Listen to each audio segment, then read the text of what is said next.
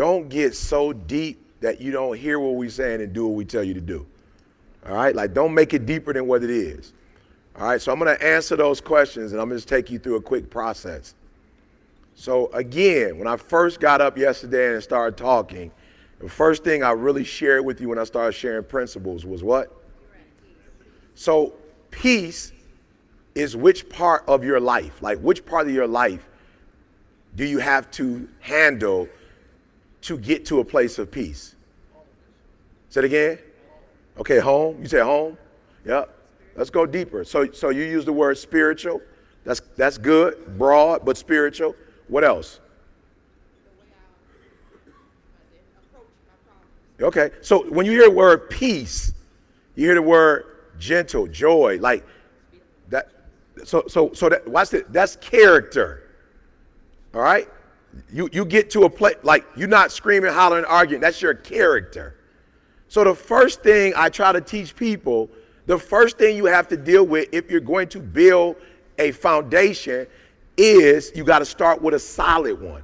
So you start with your character, right? So when you start saying, when you start talking about the past and how the past affects the future, that's a character issue. That's saying there's a part of your character that you didn't fix. Why? Because you're talking about the past. So if you're talking about the past, that means that there's something in your character you didn't do. Now, here's what America tells you to do, and it's really a setup for failure. And they want you to be set up for failure because they make money off of you when you're not whole, when you're not healthy. All right, I'm whole. So I drive one car. I still live in a 2,300 square foot home because my character is intact.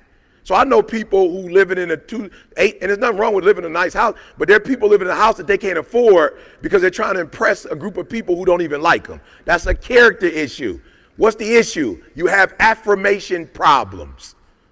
Something happened in your life where the people who were supposed to be there to take care of you didn't take care of you the way you thought they should take care of you. So now you need to be affirmed by people you don't even know. So you got to fix your character first because it doesn't make a difference how much money you make. If your affirmation is not in order, you'll get the money and spend it all to impress people, right? So when you start saying stuff like that, this is deep, all right? So I'm going to answer Terica's question. So watch this. So when you say, all right, I got to slow down. So the first one is character, all right? The second thing we talked about, what was the second thing we talked about? I said, in order for you to be rich, you have to do what? You have to add value, right? So I told you there's a way to know in the relationship if you're adding value, right? There's a way to know, right? Let's just use this number. I'm not saying it is right, but just watch me. 50-50, all right? Now, that's not the truth, but 50-50 would be what kind of relationship? Symbolically, what kind of relationship would that be? It would be an equal, right? But in a lot of our relationships, it's 80-20, which means that somebody's doing what? And then somebody's doing what? Okay, good. So somebody's giving more, somebody's taking more. When you hit 50-50, right? So watch this. I told you, get your character right, then add more value than you take. So when you start saying stuff like, okay, I'm sorry, if you are a taker, then that means you're being, what's the root of that? That means you're being what? Selfish. So when you're being selfish, that just means you're looking out for whose interest? Yours. That's why you selfish, because you're looking after self. You're not thinking about that other person. So when we start saying stuff like, I want my kids to, so that they don't, then we being what? Selfish. Now you think you coming from a good place because you're a parent, but you're being selfish, right? Let me tell you why you're being selfish. If I was to ever say I didn't want my kids to go through what I went through, that means I'm being selfish. Why? My kids ain't going through what I went through. Why would you even think they're going through what you're going through if you're there for them and wasn't nobody there for you? So you're thinking about your life and what happened in your life, and you don't want them to do what you did. They couldn't do what you did if you wanted to because you're not even giving them an opportunity to do what you did. You're being selfish. You focusing on your past and what happened to you. You're not focusing on their future. So you telling them, I'll never forget one day I had a conversation with my son, and my son was like, I'm not trying to be disrespectful. He was like early 20s. That's, you know what I'm saying? Like males, early 20s, you know, it's weird because like you think you grown, but ain't nothing about you grown, right? So my man, you know, my elders used to say, you smelling yourself. That's what my elders call it, right? So my son was at that point where he was smelling himself, but I respect what he was doing. I'm like, oh, I got it. And so I had a conversation with him and was like, boom, boom, boom, boom, boom. And he was kind of like, what? Have you lost your mind? You telling me to do what? He said, you was homeless. I wasn't. Like, Dad, I'm not trying to be disrespectful. You talking about some homeless stuff. I ain't never been homeless. So you telling me that I need to do X, Y, and Z? Only a person who was homeless could do that. I'm not trying to be disrespectful, Dad, but you had me in college and I didn't even have to pay to go to school. I was driving a 745 LI my sophomore year in college. I'm traveling with the basketball program, Dad. I wasn't homeless. So you asking me to do something that you didn't even raise me to do. You talking about your past and your experience. You put me in schools where I never had to fight. So you want me to be, how you want somebody to fight that never fought? I'm just being real. You want somebody to be like grit and grind and resilient.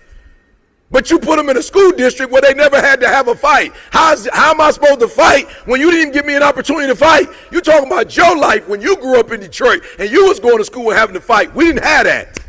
So I'm not trying to be disrespectful, but if it's something you want me to do, you're going to have to help me because you never put me in a position to do the stuff you're talking about doing.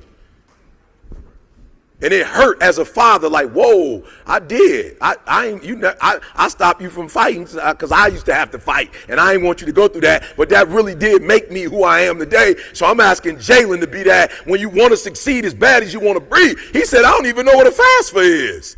My boys talking about FAFSA. I don't know what they talking about. I ain't never went online and took out no student loan. So now you want me all of a sudden to grind, but you gave me stuff, but now you want me to grind. You gave me stuff, but now you telling me he like, bro, you gotta help me. I'm not saying I don't want to do what you're telling me to do, but I'm just gonna tell you, you didn't prepare me. So when we say we don't want our kids to go through, they ain't going through what we went through anyway. So you're being selfish. So when you start talking about this person ain't gonna do this, you know, maybe I didn't do that, but you're being selfish. And anytime you're being selfish, it's never going to produce abundance. You're never gonna be blessed. So when people ask me why I do what I do, I don't lead you in the wrong way because I understand that if I do that, I could get some quick money, but I'm not into quick money. I want to build a long relationship. I want to build a solid foundation. I want us to be, so the first thing you have to do is you have to work on your character, because what happens when you become, no disrespect, but you look at these guys who are making millions of dollars playing sports, but then you hear the stuff that's going on in their personal life, that's because you had a lot of talent but no character to go with the talent. All right, now I want to show y'all how I blew up real quick. All right, I want y'all to talk back to me. When you think about ET and the brand, what are some of the things that you think about? Integrity. That's a long. It take longer to make money doing integrity than to do the wrong thing. I grew up in Detroit. My homies was doing the wrong thing. They was making big money quick and fast, but they don't have it no more. Integrity take a while, and that's why a lot of us get discouraged, because you do it the right way and then you don't see the money and then you quit. But to C's point, when you're building wealth versus riches, it's going to take longer.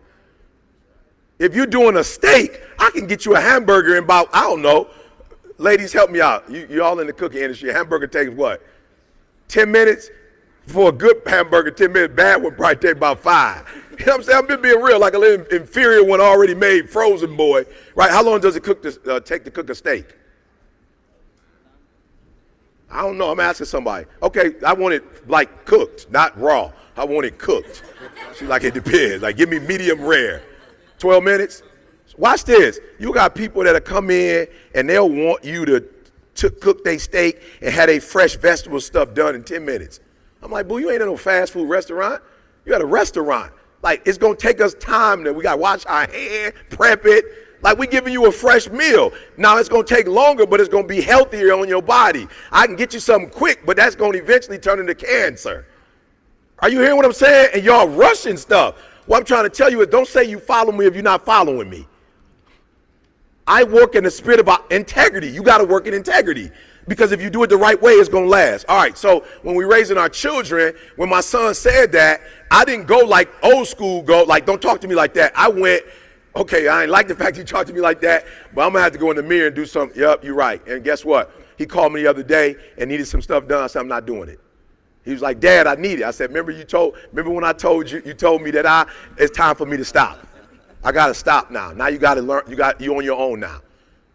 But Dad, you used to, and I did. I was wrong for that. And I shouldn't have co-signed for an apartment for you. You should have got your own in the first place. But we're going to do right now. I'm going to operate in the spirit of integrity. You were right. You went off on me. I'm going to show you how this real thing is done. Go get it on your own, and you're going to get to see what happens. No, but when you go on your own and it don't work the way it worked when it was with me, you're going to get the lesson now. And now you ain't going to be able to be like, I'm mean, I'm whatever, because you're going to be dealing with the whatever. You see what I'm saying? I want y'all to see why this is important. Because you're selfish, right? Naturally. So the reason why I'm telling you to learn this disc assessment is not because I want you to be deep. But there's no way you're going to not be selfish if you don't know who the people are you're dealing with. So what the disc assessment is, it's tools. I don't always need a what, but sometimes I what?